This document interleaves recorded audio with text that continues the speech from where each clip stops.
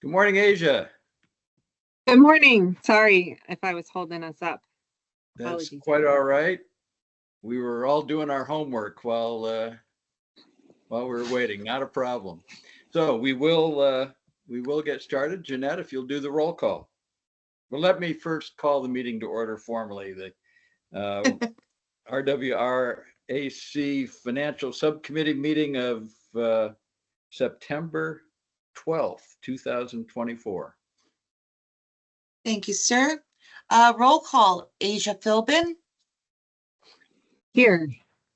Matt, Here. Eric, Here. Kirsten, Here. and Claire is out of town, so we have 4 out of 5 members. We have a quorum. Wonderful, thank you. And again, thank you all for participating. I'll go through the virtual meeting reminders. Please mute your microphones during the meeting. This will help ensure there's no feedback or background noises that may interfere with the speaker. If a committee member would like to speak, ask a question, please use the raise your hand feature. Remember to lower your hand once your question has been answered, or once you've finished speaking. When you're ready to speak, please unmute your microphone. This is especially important during votes. Do not forget to mute your microphone when finished. As a reminder, audience members are only permitted to speak during the call to the audience unless called upon by the committee. This meeting is being recorded to satisfy open meeting law requirements. Any questions about our virtual meeting operation? If not, we'll move to the Pledge of Allegiance. Join me, please. I pledge allegiance to the flag of the United States of America and to the republic for which it stands, one nation, under God, indivisible, with liberty and justice for all. Thank you. And our first call to the audience. Let me see, who do we have in our audience? We've got Roy Garcia, Ellen, Mandy. Now, I see a name, Val Urias. I don't know who Val is. Part of the finance staff? Correct. Yes, I believe so. Yes, Val's on Wonderful. the departmental analysis team. Wonderful. Welcome. Nice to virtually meet you, Val. And Isai Centeno is with us, and Michelle Milensky. And let's see, Marla Berry, Tracy, is it Lindsbog? Lindskog. Lindskog. It's the fine print in my ancient eyes that are the problem here. Tracy, also part of the finance staff? He's a part of Wastewater staff. A new wastewater, well, I shouldn't say new, since could have happened any time in the last 10 years and be new for me. Which part of the staff is Tracy on? Tracy has some focus in the budget and finance area. She's one of our liaisons on that side of our business. But she has some other activities and special projects that she works on as well, and in the capital side too. Okay, wonderful. So having gone through, I think, who the audience is, I'm not seeing any raised hands or calls from them. That leads us to the safety share. I know Jackson's got one, but I will mention I had personal experience with a safety mishap a couple months ago. My wife fell and broke her hip, and she's the young member of the couple, so she's not quite a tottering old person like I am, but she was I think just moving a little too quickly assuming, every step is going to go just the way it's planned. And sometimes they don't. Sometimes things get in the way. Sometimes, haste makes waste, and it certainly did for her. And so I just encourage everyone to be very sure of your steps. Slow down sometimes. Don't try to put purpose in reaction, and if be alert for the impediments that are in the way, and remember that it's always you've got hands available that can help with handholds if the feet ladders maybe aren't the only place where 3 points of contact are the safest. So just be careful always, and know that falls, especially as you get older, falls are definitely the enemy. Yeah, Matt, that, probably historically our lion's share of our reportable injuries are slips, trips, and falls. So that is definitely one at home, at work, and at play. Those are the ones you need to be very cautious on. So very good. Yeah, thanks. Any others for safety share? No, I always want to bring this up, because we focus a lot on safety and have a lot of safety discussions, but our annual reporting to OSHA or to the, agencies for the safety where our reports go, is done on a calendar year. We focus most of our reporting and discussions on a fiscal year, obviously, but in that one case, a safety statistic of reportable injuries is submitted on a calendar year basis. And so from January through a good part of September, so almost 9 months, we are still at 2 recordable injuries, which is our best performance ever. And I don't want to jinx it or ruin it, but it's worth an acknowledgement for a job well done. For, you can't be lucky for that long. And so 2 out of almost 9 months is pretty incredible when you look at the history. And even with improved in performance, we still typically are at a rate of 1 per month. And so you'd expect us to have 8 or 9 incidents, and we still have 2, and it's a key part of our daily business, a core part of our daily business. And I'm happy to acknowledge that while it's not 0, and that's our only goal, it's getting a lot closer to that. I can see the light at the end of the tunnel. So I thought I'd add that. Very good. Thank you. Okay, we'll move to the approval of the last meeting's minutes. Our minutes for the April 9th Finance Subcommittee meeting were included with the packets sent out. Does anybody have any changes or additions for the minutes?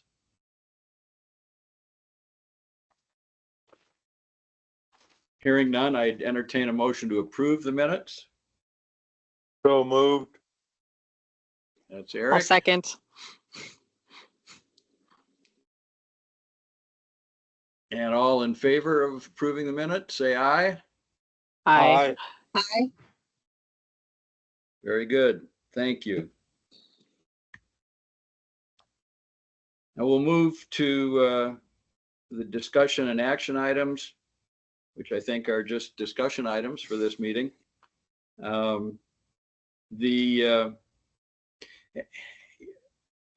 few minutes ago, as we were waiting to start the meeting, I think I heard Kirsten say there's a lot to learn here, and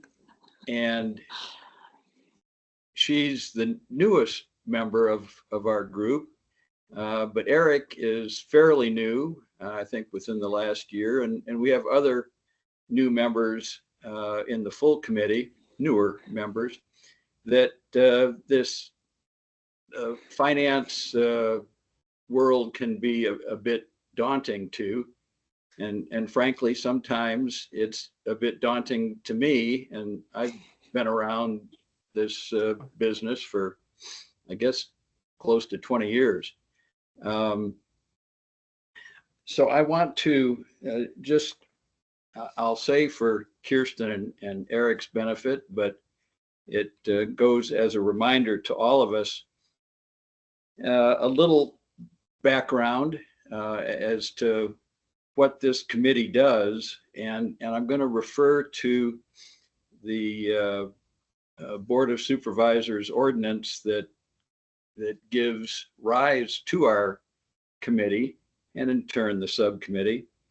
And I just want to highlight, I guess, 3 parts of it that are relevant to our finance work. And one, right off the start in section A of functions, purposes, and powers and duties of the committee, is to act as the official advisory body on the Regional Wastewater Reclamation Department's rate structure formulation to county government.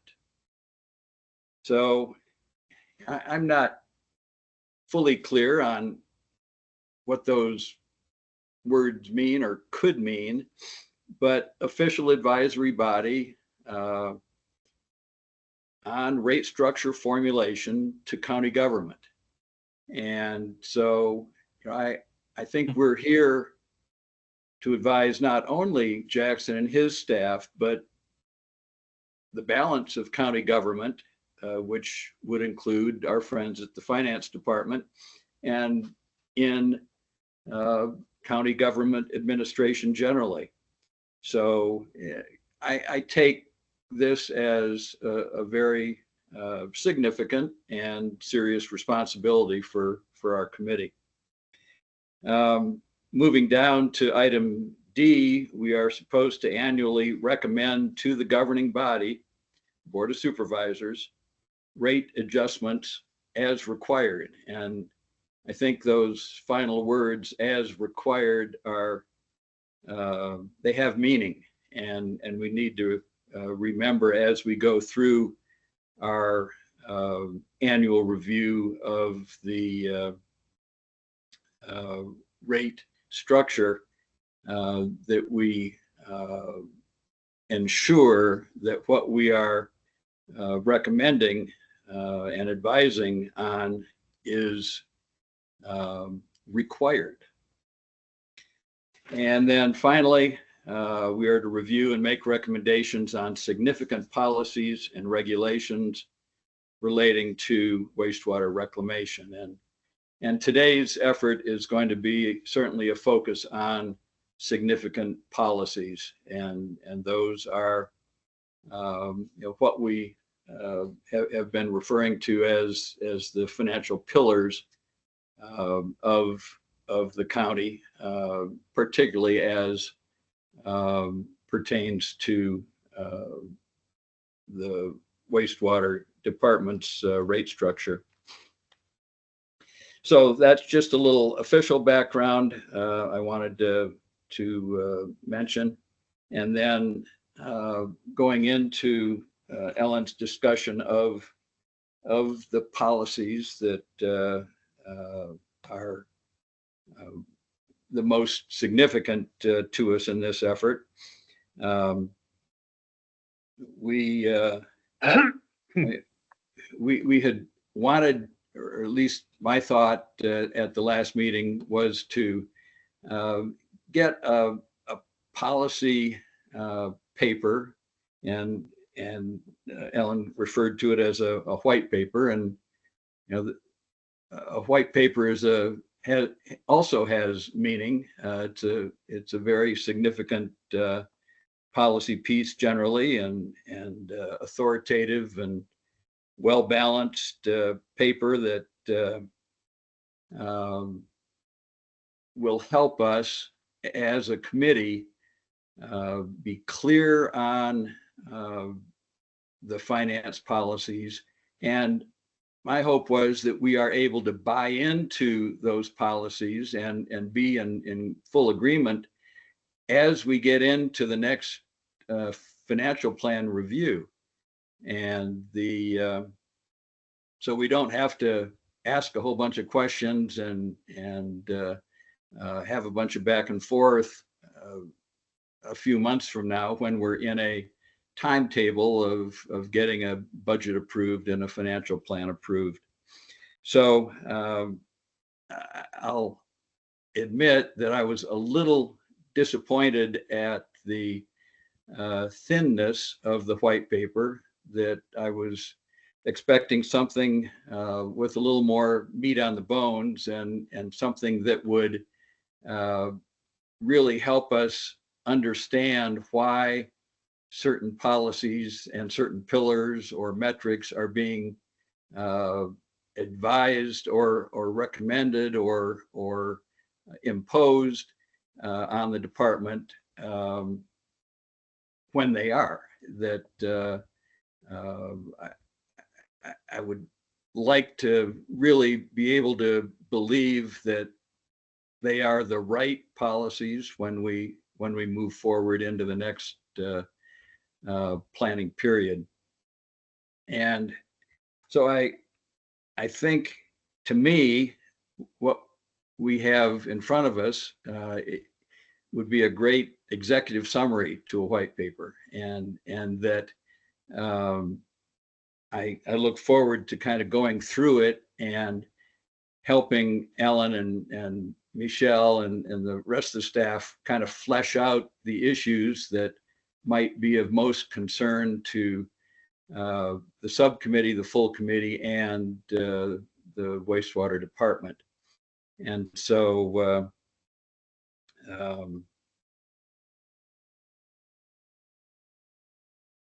with that, I think I'll invite Ellen to jump in and help us kind of go through our pillars, policies, and again, generate whatever discussion and questions that that might arise to help us kind of move forward and be able to achieve that goal of really having no questions about the policies at our next financial plan review, and to be in agreement and have the committee bought into these policies that affect rate determinations.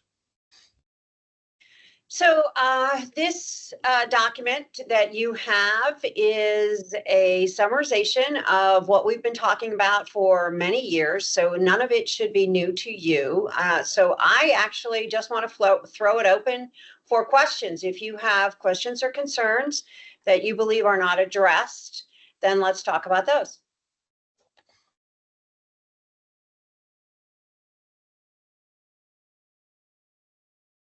Then. And I guess How would you like to accomplish that? Well, Jeanette, can you share screen? Do you have your, I take it, Matt, you're talking about the white paper and the policy document, those two? well, what I have is, I think, the white paper, the 2-page overview of key financial metrics. Can you see that? Which is that, right? Yes. Perfect. Okay, and so the key terms, I think we can move through. Did you mention that there was another document? Was there a policy document we should have received, or is that just? Yeah, there's also a policy document that goes along with this white paper here.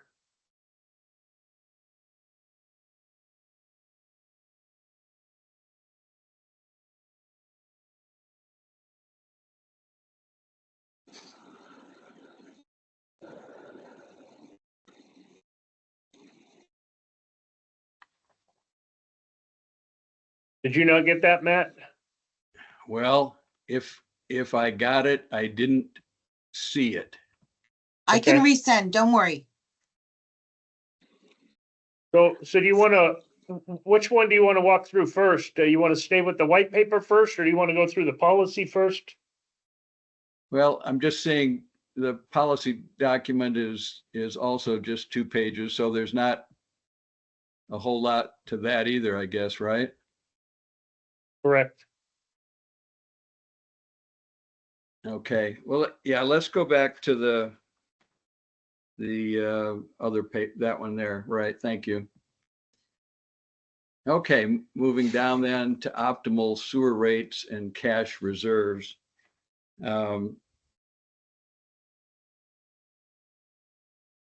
So the 3 pillars that we had clarified at our last meeting are, 1, to have a $50 million unrestricted cash reserve each year. 2, to have a debt service ratio of at least 1.3. And 3, to finance new debt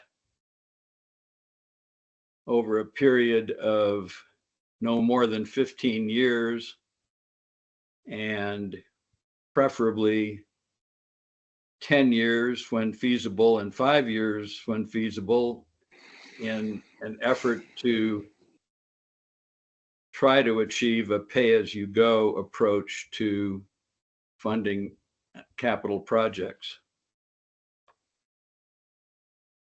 So I guess I just want to, first of all, be clear that those are our 3 primary financial metrics.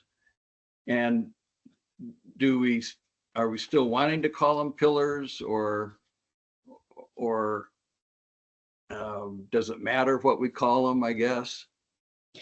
And from our perspective, the finance side, it does not matter what you call them. You can call them financial goals. You can call them financial requirements. You can call them pillars of financial stability. You can call them 1, 2, and 3. That it's what would you like us to call them? I guess whatever you normally call them for the rest of the county. I'm not interested in changing any of the semantics. I just want to understand what they are and why they are. So I mean, historically we've called them pillars, and I'm okay with that if that's how you refer to them to other departments or to the board or county administrator or Pillars assume- is the terminology that we are currently using. So if that nomenclature is fine with you, then I would suggest that we continue to use it, since it has what is the language that we have used in the most recent history. And maybe that just becomes a key term. Pillar is a goal or a requirement for financial stability. I mean, there's our definition. That explanation right there got me caught up, because I remembered hearing about these in the larger committee. And so the minute you guys changed the word goal, I suddenly got it, and I remembered, even as a new member. So thank you. Good. Yeah, and Yeah, I didn't want to go through semantics as much, as any of the content, but if we're there, my only concern with pillars is the department has 6 pillars of our business that we've been talking about forever. And now we got some other pillars. And so I thought, maybe that was not the best word, but that was just a comment. They're columns, not pillars. You have operational pillars. These could be your financial pillars. It would dovetail nicely into the language that the department is always using. But they're not operational pillars, because one of our pillars is financial, it's our financial stability. So just like regulatory compliance and safety and human resource and sustainability and blah, blah, blah. So Asia, they're a myriad. Asia, you wanted to weigh in? Yeah, not as much on the pillars, although now with that conversation, I can see, could get confusing, but maybe if they are, like Jackson, you were saying, there's the big financial pillar. And if you even think of it as like stories in a building, that you got then there might be sub pillars, right? In your, keeping your financial. But whatever is decided there, I do like the idea of having that as, another key term. And I was wondering if, I guess my question was going to be a little bit different. Just at the beginning, Matt, you were talking about for new people coming in, that maybe like just a like an intro to this document, like at the top might be just what you were citing in terms of the code, and then sort of getting into, and to do this or to accomplish this, the financial subcommittee has these, this white paper, like to sort of guide us and make sure that we're accomplishing that. That's what I wanted to mention. Yeah, it's great thought. Thank you.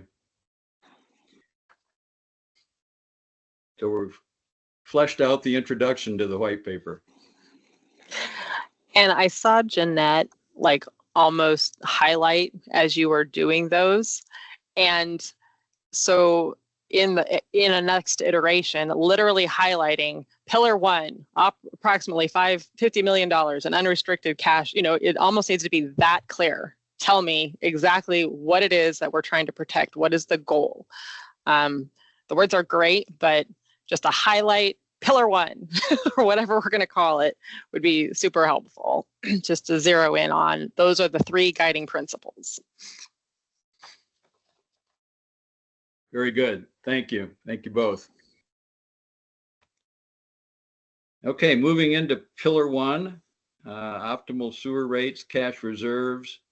Again, the metric that's being recommended or put forth is $50 million in unrestricted cash available for unexpected operating expenses and to meet rating agency expectations for liquidity in addition to the cash reserves.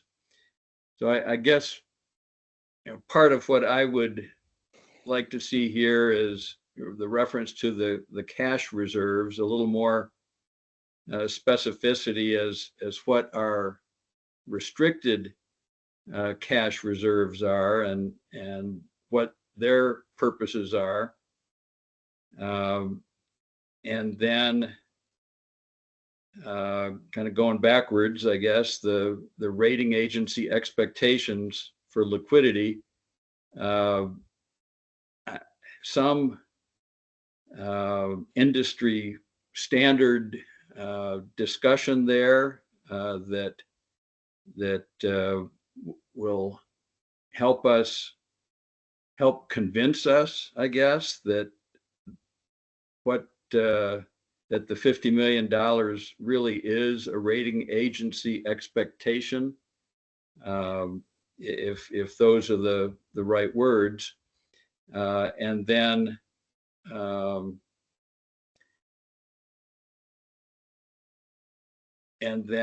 maybe a little additional definition on what unexpected operating expenses are.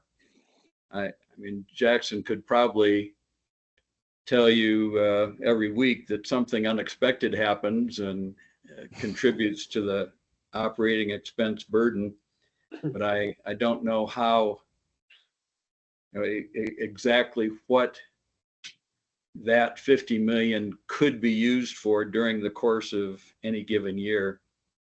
And then, of course, trying to justify or establish that 50 million is the right number. Each of these pillars, as I see it, contribute to the pressure to increase rates.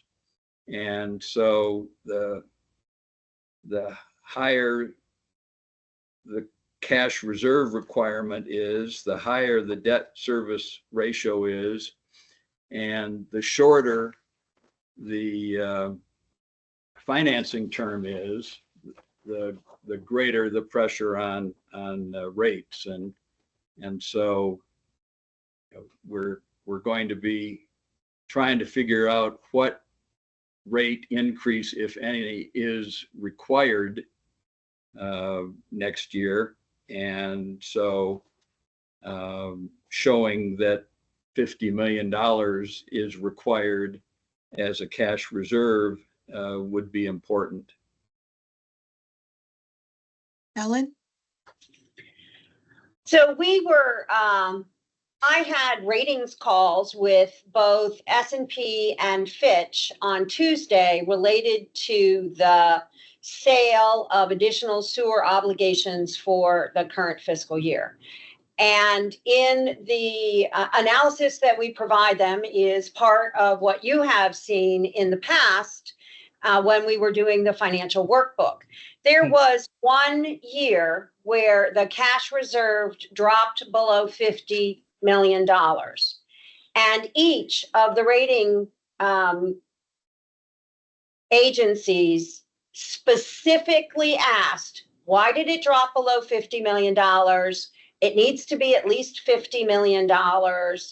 Our financial advisor also has indicated to us that $50 million is the minimum that the rating agencies are looking for in order to keep our AA rating for issuing debt.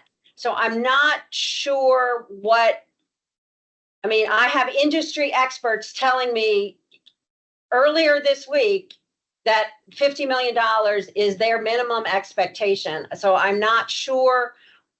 I have relayed that to you guys in the past, so I'm not sure what you actually want me to provide. Hey, Matt, could we modify that sentence then to say the current goal in order to maintain a AA rate, or in goal to maintain a AA rating requires a 50 million in unrestricted cash reserves, if that's what you're saying? Well, I'm saying that all of these goals, these financial requirements, all work together to maintain that rating.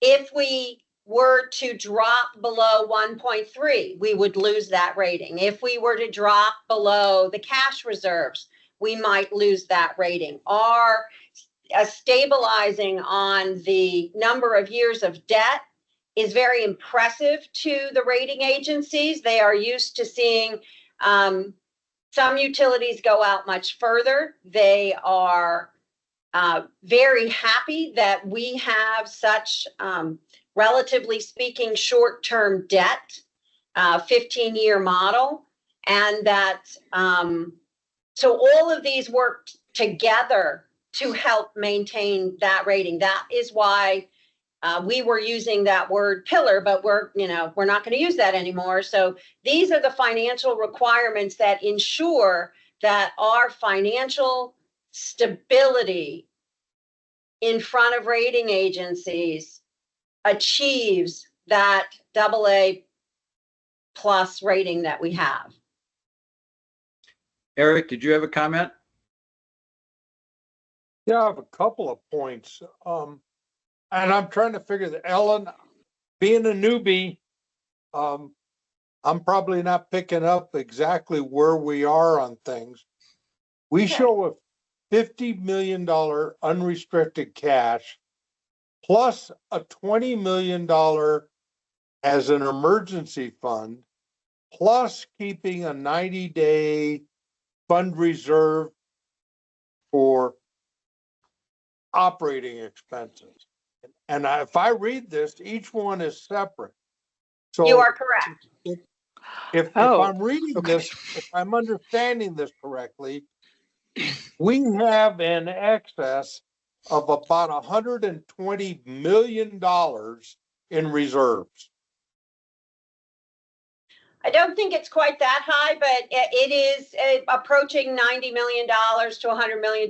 Yes, I don't have the figures right in front of me, but the $20 million, the 3 months of operating expenses is roughly $25 to $28 million.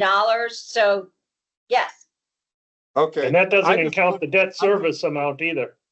that is absolutely correct. Debt service reserves are completely separate and controlled by the type of debt that we have issued and the timing of those issuance. Those are all separately controlled by those debt documents. Yeah, and that was my next portion to walk into, was the fact that the debt service at 1.3, which is admirable, and I appreciate that we're there. But the cash reserves do not have any reflection on that. That is from a whole different set of calculations, correct? The debt reserve coverage math is specific and separate, yes. Right, okay. Yeah, it basically takes operating expenses against operating income and divides that, and that's a very basic way to get to it. Boy, it got quiet. I see Fine. Asia with a hand. Well, my concern is that Oops, sorry. is we talk about the reserves, and then further into your white paper, when you're talking about the debt service ratio, you're actually indicating that the rating agencies are not real happy with the 1.3, that it's on the bottom or low end or below the low end of what they would like to see. Yes, they believe that that is the floor under which we cannot go. They Okay. would be happier seeing something higher, but that is the floor. Just let me interject real quick, Eric, because what I read in the papers was that the rating agencies have indicated that 1.3 debt service ratio is below the median for firms with AA ratings. So that's not the floor. It said median in here, below the median. So if it's not that, we should clarify what it is. And I agree. Thank you, Jackson, very much. The point, or at least where I'm going with this, is we're sitting with $100 million in reserve in one hand. We are sitting with a debt ratio that's generally above 1.3. Based upon the budgetary work that was done this last year. And we're looking, as you have commented, Ellen, that the 15-year payback cycle is way above the average. So I'm wondering if there are any flexibilities in there that we can manage to keep it down. I mean, one thought that I had was that at a $50 million unrestricted cash reserve, do we really need a $20 million emergency fund? Wouldn't the 50 be able to cover the 20 if that was needed for an emergency and still have the 90-day operating cash reserve? And I'll leave it at that. Asia, you follow up? I do, but I guess I would like to hear the answer to Eric's question, if there's an answer to that, cash reserves and how the 50 and the 20 and the 90 days would be separated or could work together, and then maybe ask my question, which is along different lines. When the rating agencies look at our financial picture, they are taking into consideration everything. The debt service reserves that are completely segregated, the cash, the cash reserves that we have for both operating expenses as well as the emergency reserve. And they look at the entire picture. If we were to take out $20 million worth of those reserves, that would change the entire financial picture that the rating agencies are looking at. I don't know what they would say. I would have to have some detailed conversations with our financial advisor.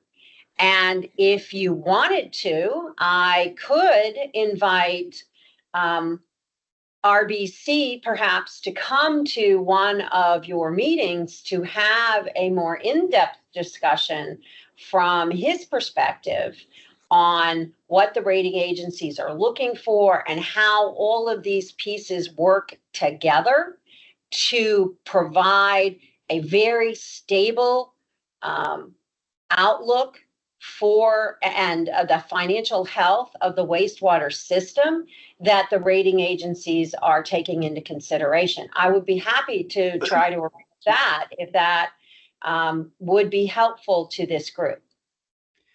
I think it would be certainly helpful and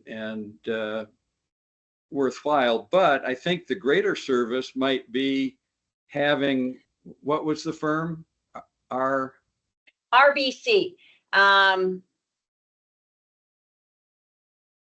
I Royal Bank of Canada, that's what it is. They're our financial advisor. They have been the county's financial advisor for more than 30 years. So they are very familiar with the county's operations as a whole, as well as wastewater's operations as a part of the overall county operations. I mean, my I guess vision would be maybe instead of coming in to talk to us at any given meeting, they could weigh into and contribute to the final white paper and offer that sort of authoritative standing that I think would help us understand and accept the various goals that you think we ought to accept. So I don't know whether they might be able to contribute to that kind of service or not. But I owe Asia follow up to your response. Oh, okay, thanks, Matt. I do like what you're talking about, and that it seems to me like having that report from RBC would be something good that this committee would be good, a diligent activity for this committee to make sure that we are, I guess, doing our job. And whether it's part of the white paper or it's the white paper sort of references that these are some of the things that the committee might do on an annual basis, or maybe every time the rates are an increase in rates is being looked at, it'd be an activity we could do. Yeah, sorry, but what I did want to also bring up is, as we were talking about the 50 million, the 20 million, and the 90 days, and then the other aspects, I was thinking in the white paper, it would be good to have, even if it's like the example, I think as Ellen mentioned, you're providing the information to us, every year, and it's typically in the same format. So I don't know if there's we could have an appendix or a sample table from 2023 or something like that just says, this is what it looked when the materials you get, this is what it looks like in your materials. And, this is where you find that information when you're looking at it. Does that make sense, or do you know what I'm getting at? I think I understand what you're asking for. I just like to comment back on Matt's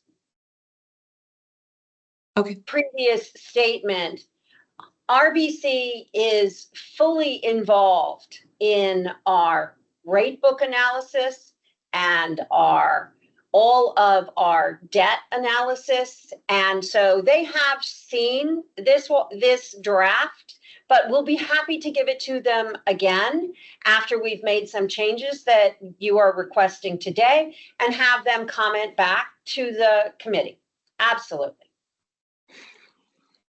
Yeah, I mean, in your phone conversations this past week, you talk about the rating agency's expectations, and I guess I'm just looking for some basis for those expectations. So, I mean, is the 50 million a number that's associated with us because of our asset? You know, we've got a $1 billion asset organization here.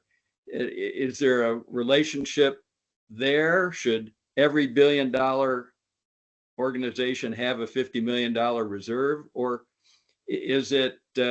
Are there other reasons or I guess specific qualifiers that establish the number and create the expectation? And I understand the big picture idea and how one moving part affects another, but these policies have to have origins somewhere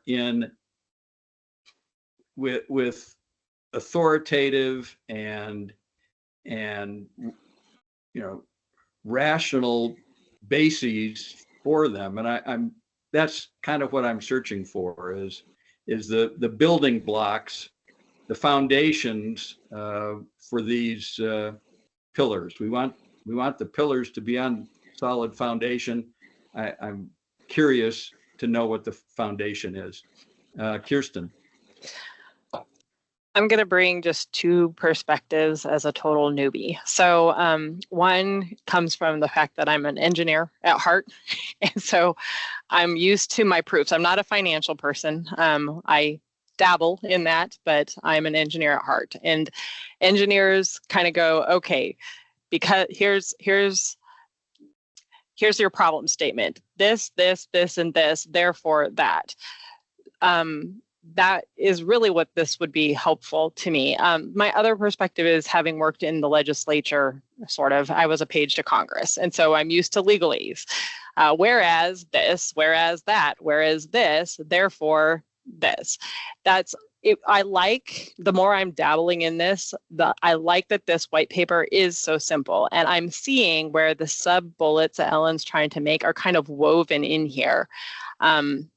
I like the idea that Asia had of maybe having the backup as an appendix.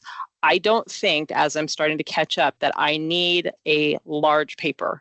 I don't, for this subcommittee to do what it sounds like we're being asked to do, which is just to understand that this from the Standard & Poor's, rating and these agencies, I don't need all the backup necessarily. I don't need RBG to come necessarily tell me all of that. I just simply need to know that they exist. This is because these are the things that financial things stand on. This is the principle, this is the principle, this is the principle. Therefore, sub-bullet, sub-bullet, sub-bullet.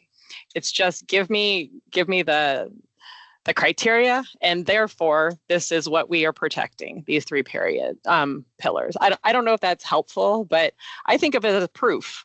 This is just a logic proof to me. It's like, this is the standard, this is the standard, this is standard, therefore, these are our goals. And I can see it now that I'm understanding kind of the discussion. I can see it woven in here.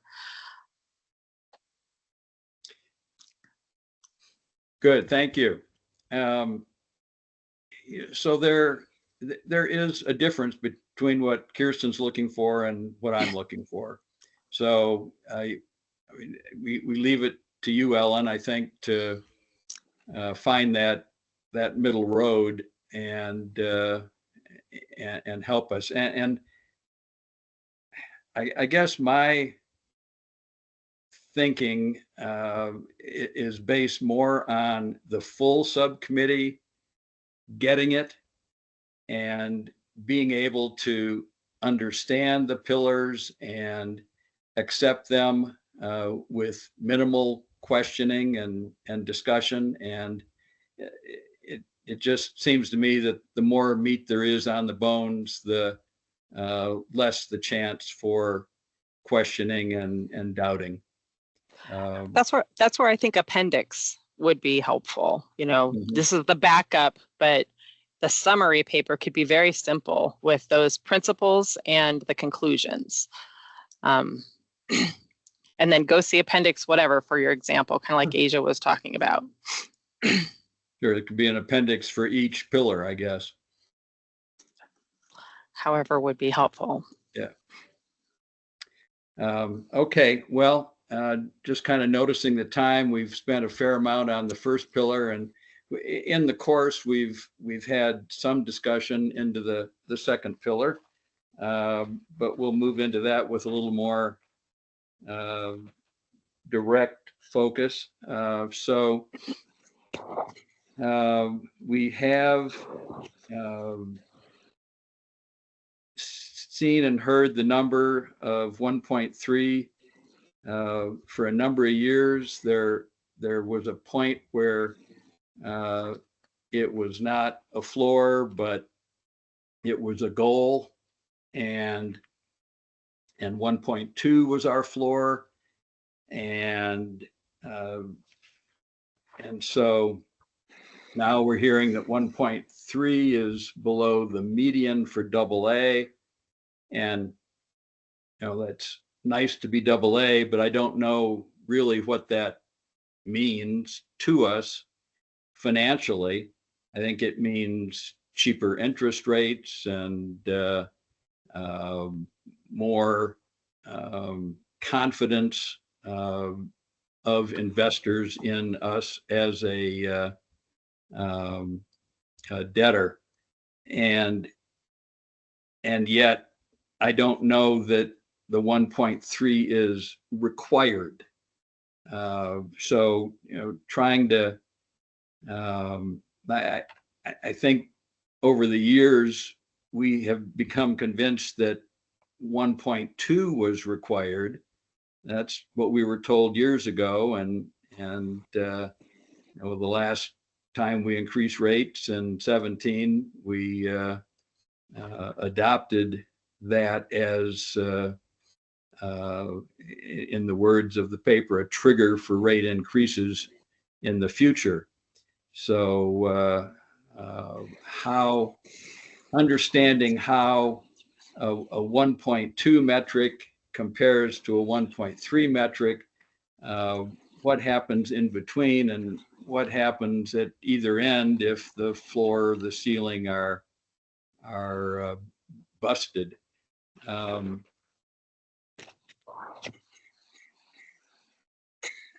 I don't know if there's any questions or further comments about the debt service ratio. Ellen, go ahead and start us off.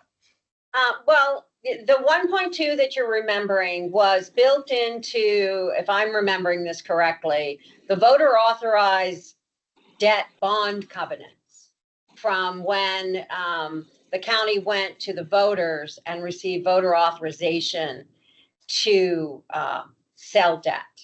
That was built into those bond authorization documents. So that's where the 1.2 is coming from.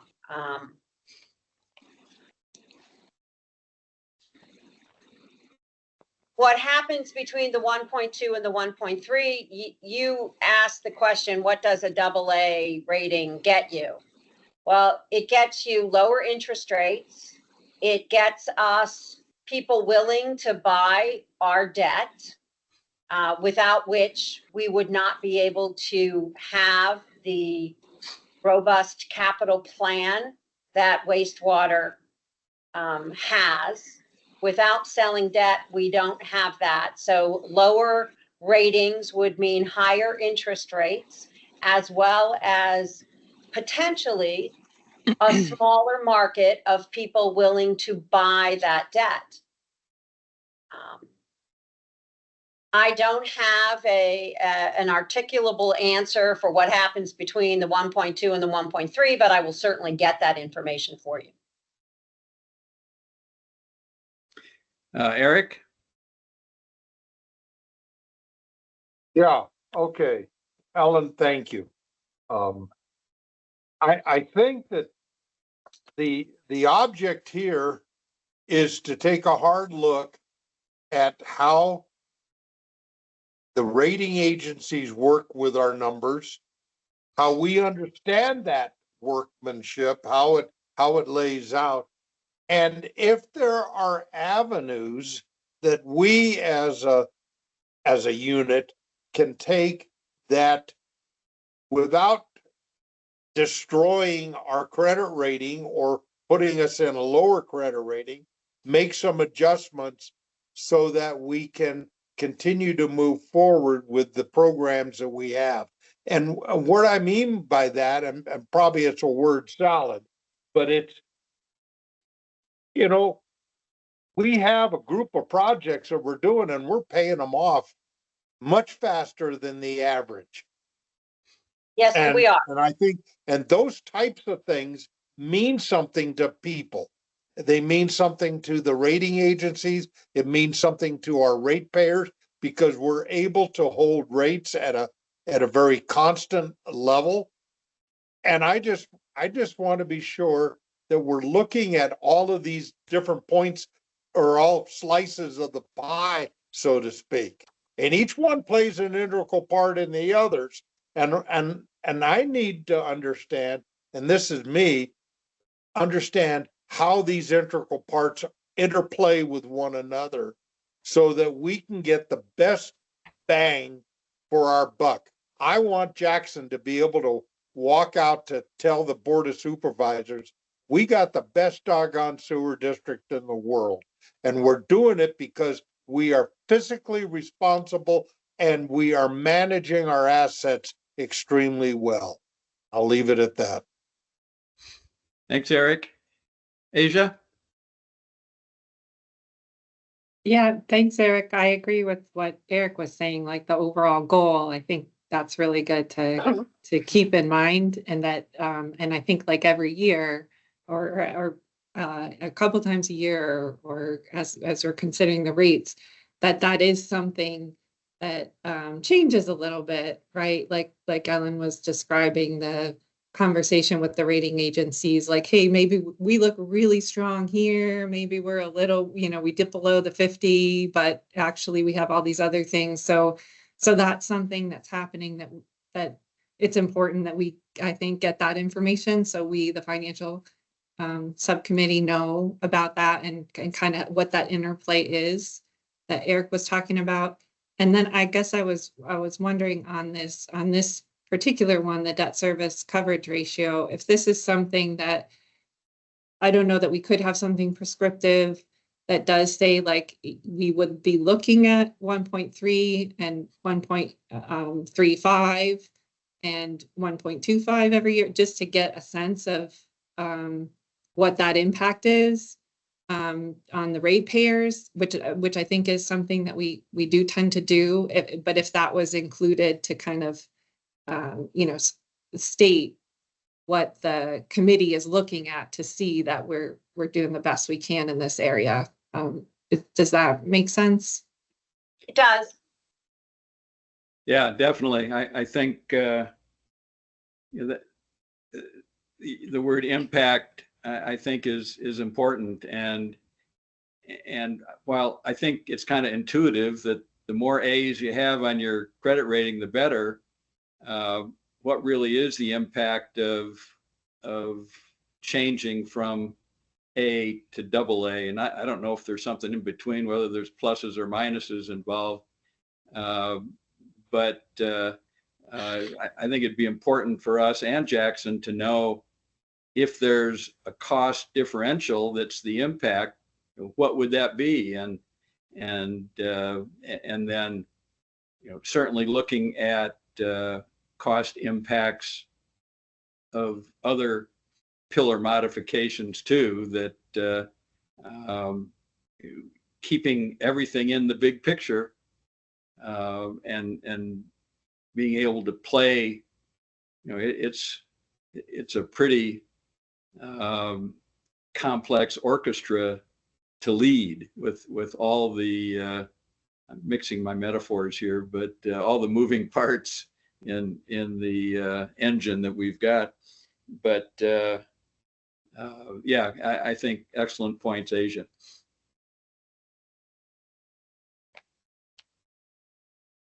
And Ellen, I heard your comment about, if I remember correctly, and this is kind of where I am with all this. If I remember correctly, back in 17 or in between years or whatever, the white paper to me would help us avoid those kind of, that kind of reliance on memory. If we could document as much as possible the foundation for our pillars, and make it easy for new people that come on to the committee. And again, I'm not just thinking about the 5 of us on the subcommittee who tend to get a little better educated on these issues than the full committee. I'm thinking more about the impact of the full committee and wanting to have something that they can rely on as an education piece that addresses questions that they'll have in January about all this. So I think I've said it before, but I'll say it again, that's kind of the sort of thing I'm looking for, and the service that finance would provide to the wastewater department and the RAC committee would be invaluable, I think, to be able to help us minimize these kinds of discussions that we have, every year, and help us. It's something, hopefully, that we could ingrain into our process, is updating the white paper as we move along, and as more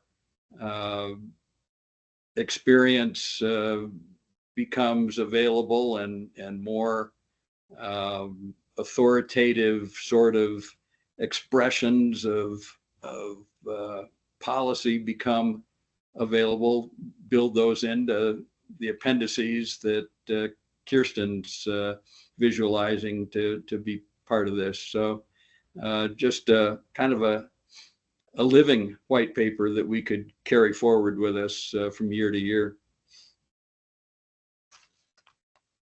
Any more about debt service ratio discussions? And Jackson, don't hesitate to join in. I'm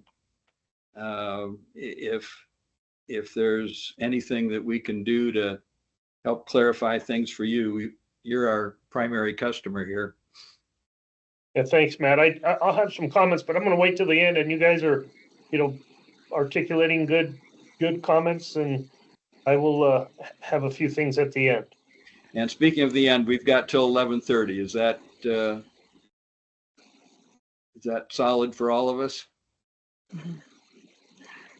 I actually have another 11:30 meeting that is in another building. It's an in-person meeting. So if I could, I'm going to have to drop off around 11:20, 11:23 in order to walk the building. So I appreciate that, and we want to make that possible. Jackson? Yeah, well, I want to ask this question for Alan. And it's back at the top of this document where it talks about the 50 million in unrestricted cash reserve can be used for unplanned, or whatever the word was up there, things that happen. And so, like, a real example would be, we had that 48-inch line that failed, way ahead of time, with 10-year time frame on a line that should have lasted maybe 30 years. And at any rate, I think the costs are north of $3 million. We had set some money aside last year to fiscal year to try and cover it, but because of lead times on materials and stuff, we didn't get to do it last year. So now I'm in a new budget year. This $3+ million expense is not in my budget. And I'm like, wait, I got this $50 million in the bank. I could pay for it. How does that work, Ellen? Can I do that? Well, the way that works, Jackson, is you said it, it's not in your budget. So we would have to go to the Board of Supervisors to get authority, budget authority, to use that $3 million and tell them where we're going to use it from.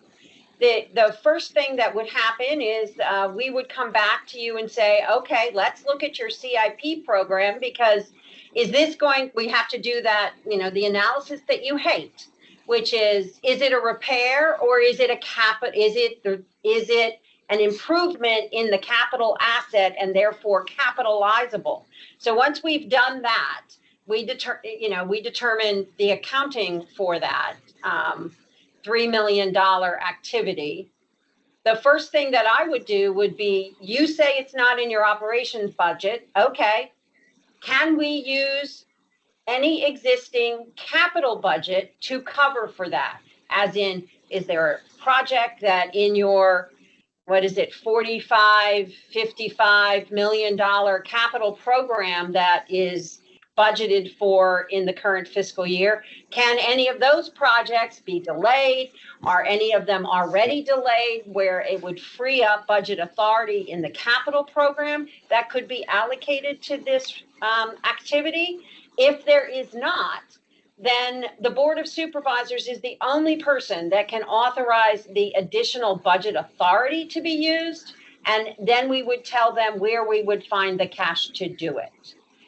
I would also then look at your overall cash portfolio to see if you have additional cash reserves outside of those that we've articulated.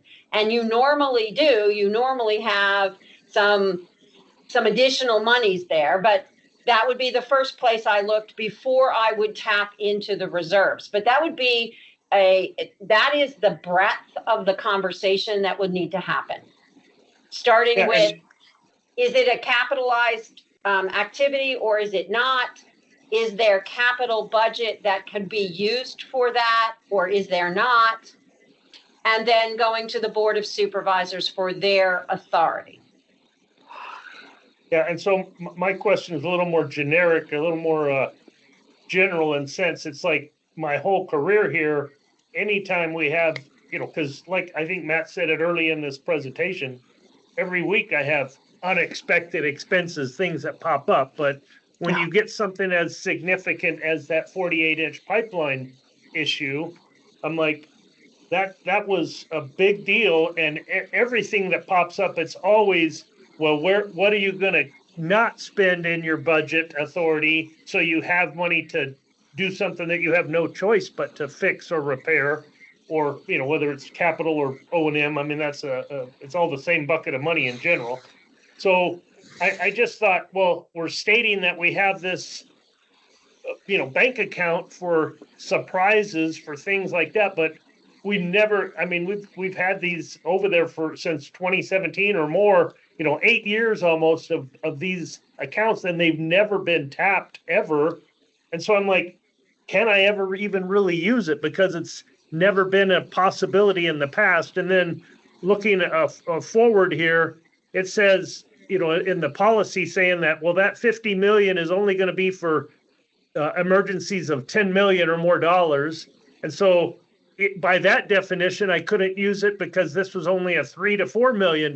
So I'm kind of like, why even have that statement in there that it's for unexpected expenses that pop up, because I don't know when and how I would ever be able to use it.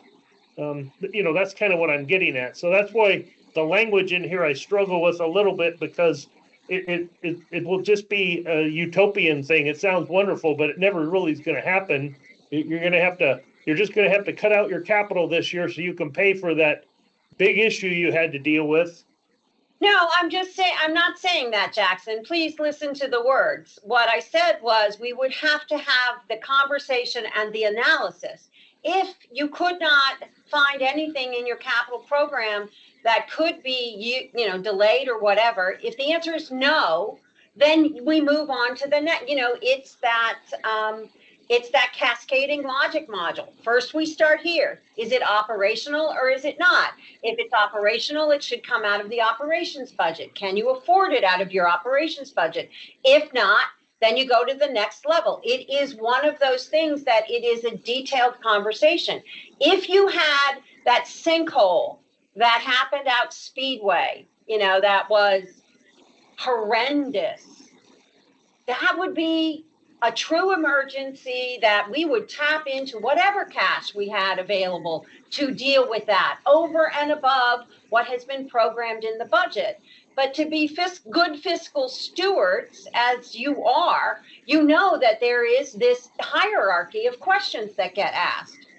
Can you afford it? Can you cut something else? What can you do without?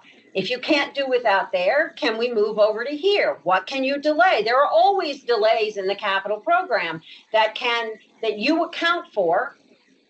And can we exploit them? If we can't exploit them, we go down to the next level. And the bottom level is always, we have to go to the Board of Supervisors to get additional budget authority. And when we do that, we have to tell them what cash will be used to fund those expenditures. So, I just think we have a lot of cash in the bank that seems really, really hard to use. And, that all comes at a cost, but, some of that was already discussed here. And I just didn't like the 10 million limit, because here's an example where I got 3 to 4 million and I may need to use it, but we got to be careful not to have a race to the bottom. And so any year, when I have a budget for capital, any year I don't spend that capital, let's say it was 55 million and I spent 45 million. I don't get to add that 10 million on next year. So every year you're spending less of what you need to spend. That's deteriorating the overall condition of the department, of the infrastructure. And we need to look at, we're going to have to ask for that 10 million next year, in that example. So I'm just a little bit concerned about how this is being posed. It's like, if I can't really use it, which I heard what you said, Ellen, but I just haven't been able to use it in any of these past issues. And if we're waiting for a 20+ million issue like a Speedway sinkhole, hopefully that never happens. But a 3 or 4 million things happens more regularly. Right. And Jackson, your capital budget never stays the same. You've been increasing your capital budget every year. So if you're not spending it, this year's capital budget is higher than last year's, which was higher than the year before. So I don't think that you meant to leave everyone with the impression that Ellen, because you have some flat dollar amount that is never going up, because that's not accurate. Yeah, but the last 3 years have been accurate. They've all been the same every 3 years. Maybe $1 million difference on a 55 versus 54 versus 56, but they're all right around the same. But in the future, it's going up because of the Sarita.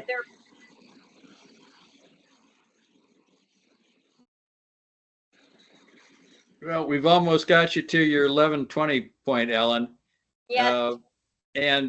I assume Michelle will hang around for the last little bit while we wrap things up, and yes, I will. I think she's probably the one that's going to get stuck with doing the work on this paper anyway. So, Michelle is an excellent person and has a great deal of depth and understanding of the wastewater finances. So she's more than capable. I agree with that totally. She is somebody who's been around long enough for me to remember.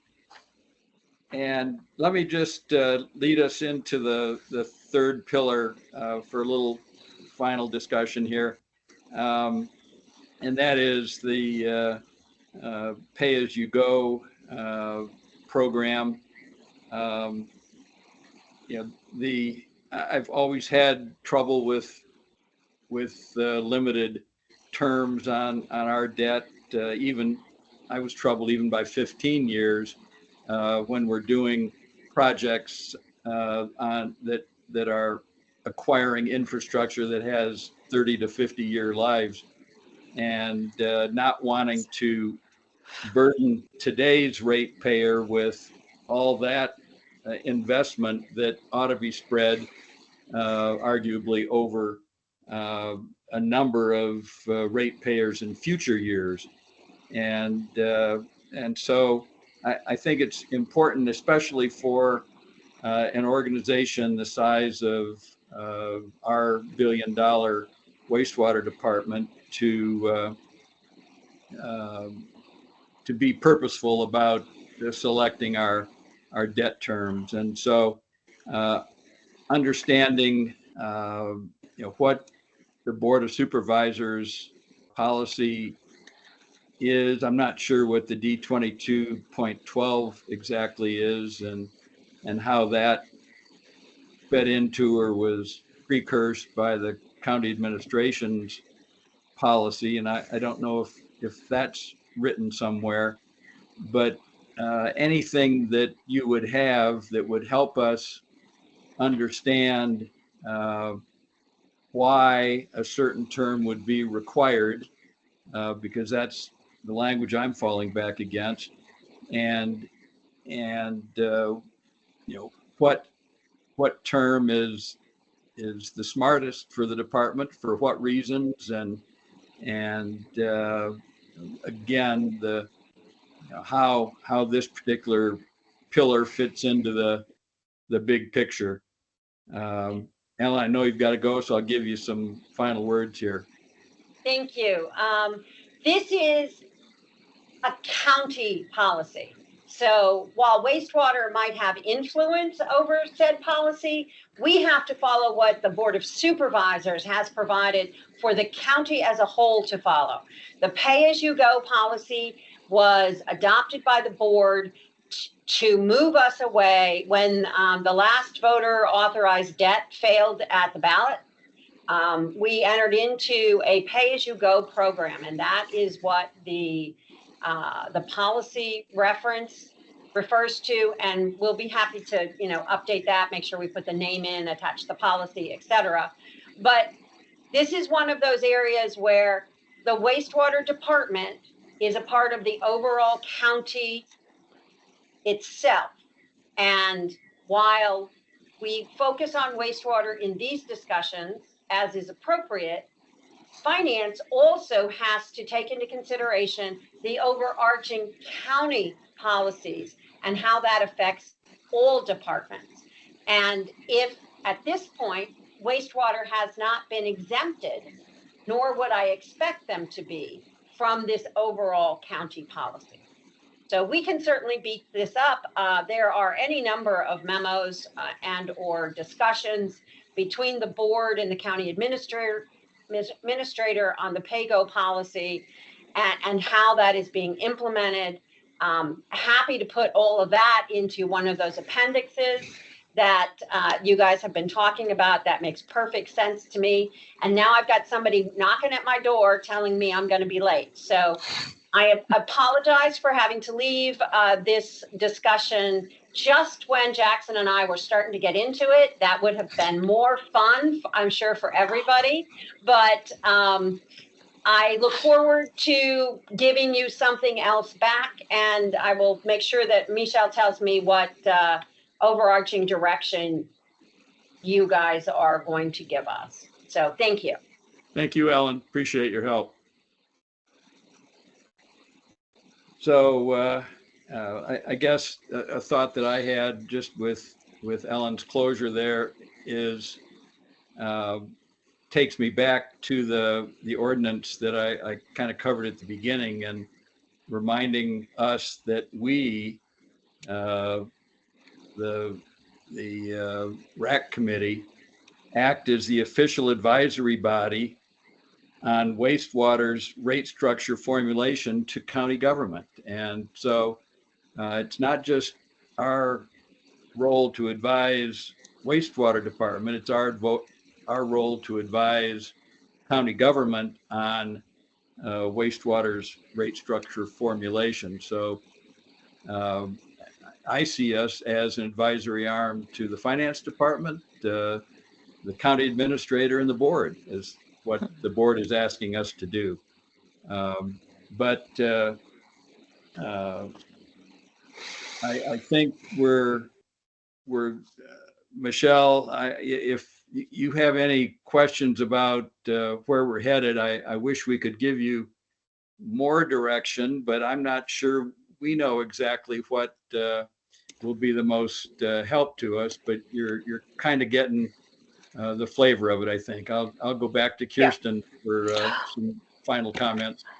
Sure. I think Asia actually was first, but that was exactly my question is, okay, we've had some lively discussion.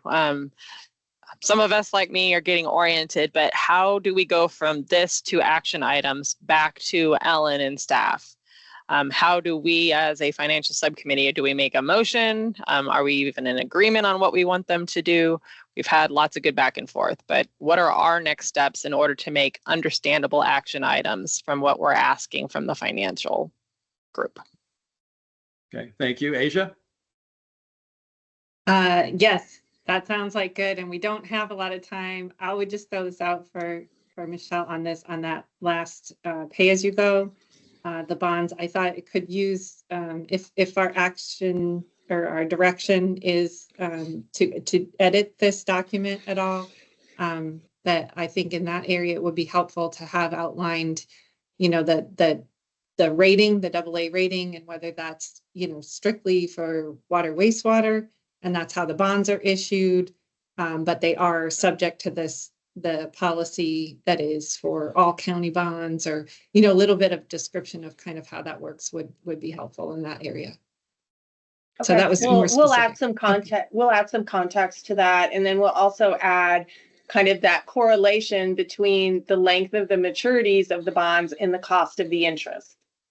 Because making that connection, it's just like individuals, the difference between a 15-year home loan and a 30-year home loan is a multiple.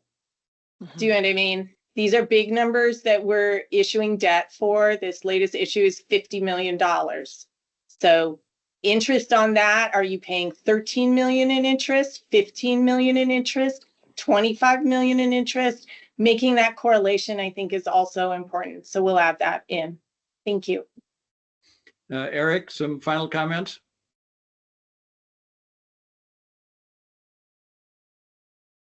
Yes, a couple of things. One is I suggest everybody print out the D22-12. I just printed it out and read it. And it's interesting, but I think we need more context than just that. Number two, I think that, yes, you look at the interest rate for a bond, and like you were talking about just here in front of me, whether a 15 or a 30-year on a mortgage payment. At the same time, we are also, this sewer district department is paying ahead of schedule. They're putting money back in and paying off those notes faster using excess cash that is developed by the department, which is an excellent position. And so when you look at the note, and if you made it for a 20-year period and you paid X number of percentage for interest, and if you're paying it off faster, you maybe be lowering that interest rate just from the fact of how you're doing it. And I see that as a conversation we all need to understand and be able to articulate it in a way that other groups, the main committee, can understand it. Very That's good, it. Eric. Yes. Michelle, to Kirsten's point, do you need us to be more specific with some kind of a motion, or are you able to kind of pick up the sense of the committee from our discussions? And looking down the road, we've got time, I think, to give you, I don't know, a month to 6 weeks or so to work on the next iteration of the white paper and maybe come back sometime in November for a review of it. And then that still gives us a couple months to do fine tuning or get more specific with you before we get into the budget discussions with the whole committee. What are your thoughts about what you need or want to move forward with us? Yeah, I think whatever information you can provide as far as specifics, I mean, based on listening to the meeting, I mean, I think we need to add some additional context to the individual sections, and we'll reformat it and add the appendices and get that out to the group to review and kind of provide feedback, you know, and move along. I mean, I think November is a great goal for that. But I know Jackson had, I believe, some additional things he wanted to comment on, and I know we're out of time, so let me just shut up so he can get to his points. And then, you know, if you have feedback you want to provide after the meeting and email that to Jeanette, she can get that information to me, and we'll start working on the edits. Okay, Yeah, so at this point, I'm thinking that that finance can sift through the notes they're taking of the discussion today, and if need be, Jeanette will help with minutes. Exactly. And there's you know, an open invitation to provide, I'd say through Jeanette, any input that folks might have on aspects of the revised white paper that might be, you know, most important to them. And yeah, Jackson, if you had additional final thoughts for us. Yeah, how convenient. I run out of time when it's my turn, but it's not near as fun to have these, you know, share my comments when Ellen isn't there. So maybe I'll save them. But no, you guys have covered some great points that would make, you know, this whole, all the different financial metrics or goals or targets that we establish and the impact they have, or you know, what if you were, like you said, Matt, pluses or minus? I don't know if there's a AA plus, a AA minus, or if it goes right to a single A or a single A plus and minus, you know, all those, what is the historic difference in interest rate, you know?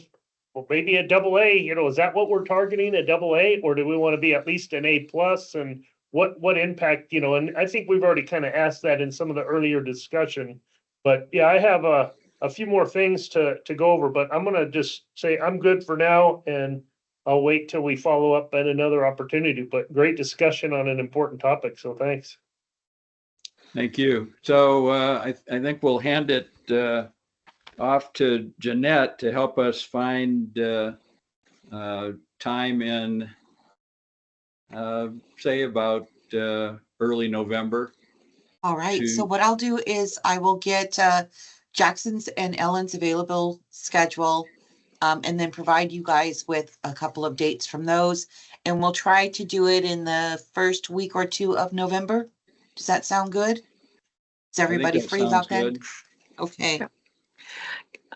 Matt, could I just say one more thing? Sure. So as I'm processing some of this, just for, I think it's Michelle's purposes, yes, definitions would be great. Some of the background, like we talked about the AAA, AA, plus, whatever, definitions are good.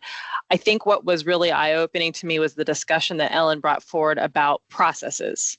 That when she was talking to Jackson, I think that's another aspect. In order to, if there's a definition of that, you know, the reserves that he was talking about, but then there's the process to tap that is this, and it's almost just a little mini flow chart of she's got it in her head. Jackson kind of understands it. It was eye-opening to me that that was even there. And I don't need a whole white paper on it. I almost just need a little flow chart that this is how this actually works to tap that. So, and I think the difference between cash and expenditure authority, because I think that's something that's kind of a different concept, that you can have cash, but if you don't have expenditure authority, that's when you need that flow chart to go through the board and go through the process. So Exactly. they're actually two different things. Perfect. It's not like in your personal life, if you've got cash in your pocket, you can spend it. This is, you know, you are required to stay within the limits of the board. So we have that. So we'll put something Yep. together to address that. Thank you. So, but I suggest graphics. Graphics speak a lot sometimes, whereas people get lost in words. Us lawyers love words. Are you a lawyer, Matt?